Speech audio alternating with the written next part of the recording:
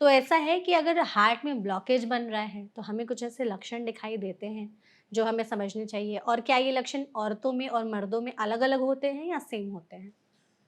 तो सबसे पहले तो हमें ये देखना है कि हमें लक्षण कब फ़ील होते हैं। हुँ,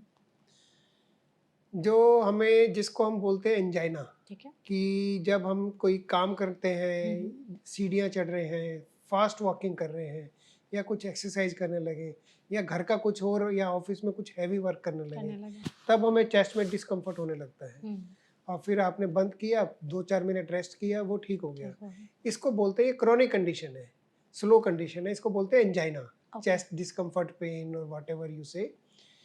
ये तब आता है जब कि 70 या अबव परसेंट की किसी आर्टरी में ब्लॉकेज हो। 70-80% हाँ, उससे पहले ये लक्षण नहीं आता। मतलब अगर हमारा ब्लॉकेज जो है वो 50, 60, 70 तक पहुँच गया, हमें कोई लक्षण नहीं दिखाई हाँ, देंगे। नहीं होगा। इवन जब हम ये जो हम हार्ट डिज़ीज़ को डिटेक्ट करने के लिए जो स्ट्रेस टेस्ट करते हैं, ट्रेडमिल टेस्ट करते हुँ, हैं हुँ।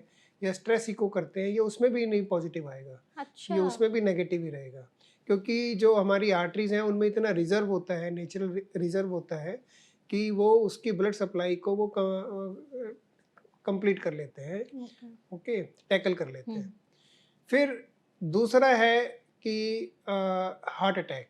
ठीक है। हार्ट अटैक तब होता है कि क्योंकि जब ब्लॉकेज है तो केवल ब्लड सप्लाई की कमी है। हुँ, अभी ब्लड सप्लाई स्टॉप नहीं हुई है नहीं हुई। उस एरिया में। हुँ, हार्ट अटैक हम उस कंडीशन में कहते हैं जब हार्ट के एक पर्टिकुलर एरिया में जो ब्लड वेसल सप्लाई कर रही है वो टोटली शट ऑफ हो जाए।